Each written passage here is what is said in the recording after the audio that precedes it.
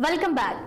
June 2 Telangana ఆవిర్భవించిన రోజు. వందలాది మంది బలిదానాలు, ఎందరో యోధుల పోరాటాలతో ఏర్పడిన తెలంగాణ రాష్ట్రం శుక్రవారం సగర్వంగా 10వ వసంతం పూర్తి చేసుకుంటుంది.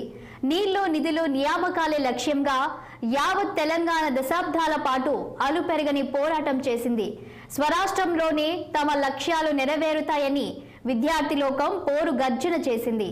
తెలంగాణలోని సబ్బండ వర్గాలు ప్రత్యేక రాష్ట్ర కాంక్షను ఢిల్లీకి వినిపించాయి.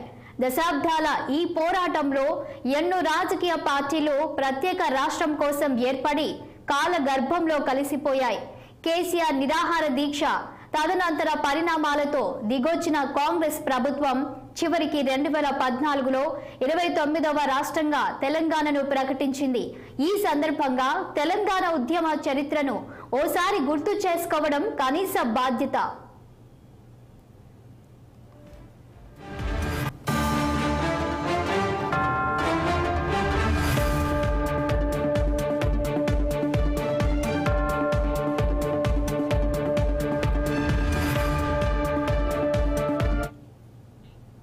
తెలంగాణ పోరాటానికి ముల్కీ ఉద్యమమే తొలి అడుగు. 1948లో నిజాం నుంచి తెలంగాణకు స్వాతంత్ర్యం వచ్చిన తర్వాత స్వపరిపాలన సాగింది. తెలంగాణ ఉద్యమానికి తొలి అడుగు 1952లో పడింది. స్థానికులకే ఉద్యోగాలు ఇవ్వాలని నాడు విద్యార్థులు, ఉద్యోగులు చేసిన ముల్కీ పోరాటం హింసాత్మకంగా మారింది. ఆ పోరాటంలో చిందిన రక్తం భవిష్యత్ ఉద్యమానికి ఇంధనమైంది. 1955లో భాషా ప్రయుక్త రాష్ట్రాల పేరుతో తెలుగు మాట్లాడే ప్రాంతాలను ఒకే స్టేట్గా ఉంచాలని అప్పటి కేంద్రం నిర్ణయించింది. వాస్తవానికి రాష్ట్రాల పునర్వ్యవస్థీకరణ కమిటీ హైదరాబాద్ను ప్రత్యేక రాష్ట్రంగా కొనసాగించాలని సిఫారసు చేసిన కేంద్రం పట్టించుకోకుండా 1956 నవంబర్ 1న ఆంధ్రప్రదేశ్ రాష్ట్రంలో తెలంగాణను విలీనం చేసింది.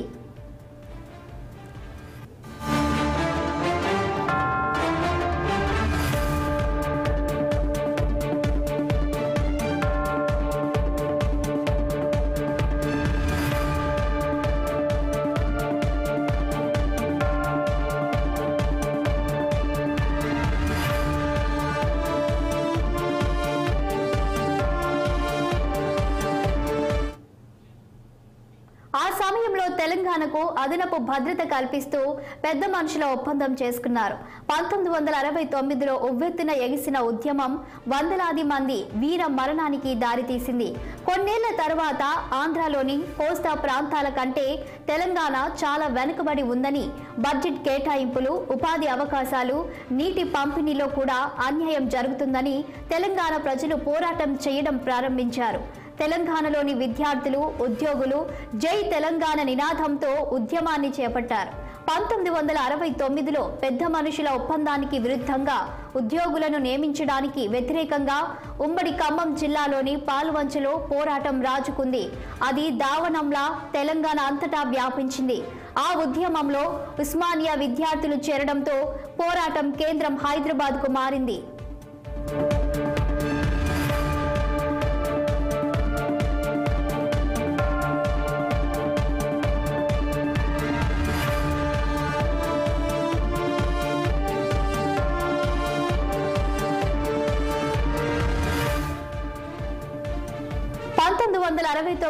జనవరి 20 తెలంగాణ ఉద్యమాన్ని అణచివేసేందుకు నిరసనకారులపై పోలీసులు కాల్పులు జరిపారు. అప్పటి ప్రభుత్వం జరిపిన కాల్పుల్లో వందల మంది అమరులయ్యారు. ఇదే తెలంగాణ ఉద్యమంగా చరిత్రకెక్కింది. తెలంగాణ ఉద్యమాన్ని నాటి కాంగ్రెస్ ప్రభుత్వం సూచించిన 6 సూత్రాల ఫార్ములాను కూడా ఆపలేదు. 1969 ఆందోళన తర్వాత అప్పటి ప్రధాని ఇందిరాగాంధీ వెనుకబడిన ప్రాంతాల వేగవంతమైన అభివృద్ధికి, ఉపాధి కోసం స్థానిక అభ్యర్థులకు ప్రాధాన్యతనిచ్చే 6 సూత్రాల ఫార్ములాను తీసుకొచ్చారు. అది కూడా పెద్ద మనుషుల ఒప్పందం మాదిరిగానే అమలుకు నోచుకోలేదని తెలంగాణ వాదులు మళ్లీ ఉద్యమించడం ప్రారంభించారు. 1997లో ప్రత్యేక రాష్ట్ర కాంక్షను గుర్తించిన బీజేపీ తెలంగాణకు మద్దతు ఇచ్చింది. చిన్న రాష్ట్రాలకు అనుకూలమంటూ తీర్మానం కూడా చేసింది.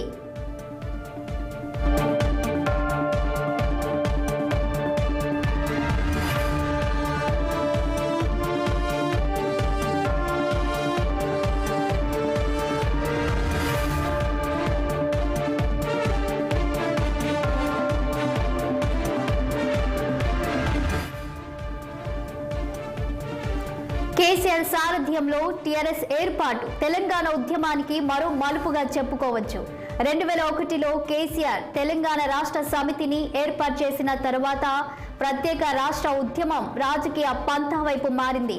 భావాజాల వ్యాప్తి, తెలంగాణ సాహిత్యం, పార్లమెంటరీ పంథా అనే వ్యూహంతో ప్రత్యేక రాష్ట్ర పోరాటాన్ని తనదైన శైలిలో ముందుకు తీసుకెళ్లారు.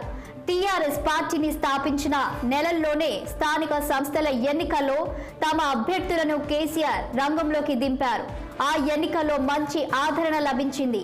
2004 ఎన్నికల్లో తెలంగాణ ప్రజలు టీఆర్ఎస్ కు పట్టం కట్టి ఉద్యమానికి మద్దతుగా నిలిచారు. ఈ ఎన్నికల్లో తెలంగాణకి ఇస్తామన్న హామీ మేరకు కాంగ్రెస్ పార్టీతో టీఆర్ఎస్ పొత్తు పెట్టుకుంది. యూపీఏ ప్రభుత్వం తెలంగాణ ఇవ్వకపోవడంతో కాంగ్రెస్ తో తెగదెంపులు చేసుకుని కేసీఆర్ మళ్లీ ఉద్యమ బాట పట్టారు.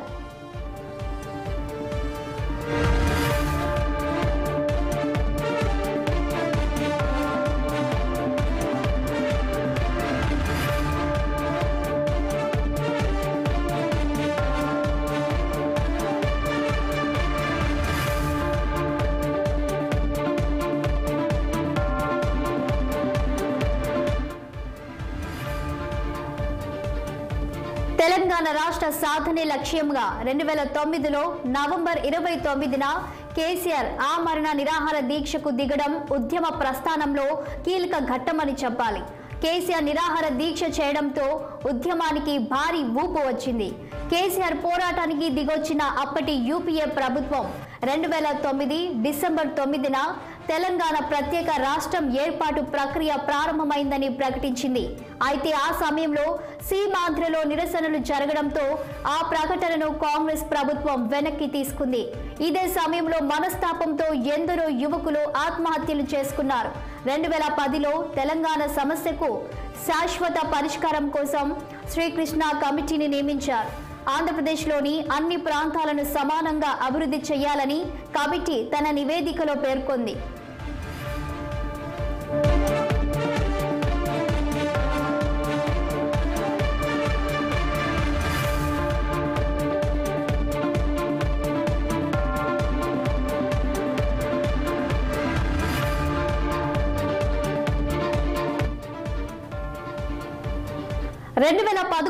సెప్టెంబర్ 13న ప్రారంభమైన సకల జనుల సమ్మె తెలంగాణ ఉద్యమాన్ని చివరి మెట్టుకు తీసుకువెళ్లిందని చెప్పాలి. సకల జనుల సమ్మె యావత్ తెలంగాణను ఉద్యమంలోకి రప్పించగలిగింది. దేశంలోని ఇతర రాజకీయ పార్టీలు తెలంగాణ సమాజంలోని ఒత్తిడి మేరకు దిగొచ్చిన అప్పటి యూపీఏ ప్రభుత్వం ప్రత్యేక రాష్ట్ర ఏర్పాటుకు ముందుకొచ్చింది. రాష్ట్ర విభజన బిల్లుకు కేంద్ర మంత్రివర్గం ఆమోదం తెలిపింది. 2014లో ఆంధ్రప్రదేశ్ పునర్వ్యవస్థీకరణ బిల్లును 2014లో ఆమోదించారు. విభజన సమయంలో హైదరాబాద్ ను 10 ఏళ్ల పాటు ఉమ్మడి రాజధానిగా చేయాలని సూచించారు. జూన్ 2, 2014న హైదరాబాద్ రాజధానిగా 29వ రాష్ట్రంగా తెలంగాణ ఆవిర్భవించినట్లు గెజిట్ విడుదలైంది.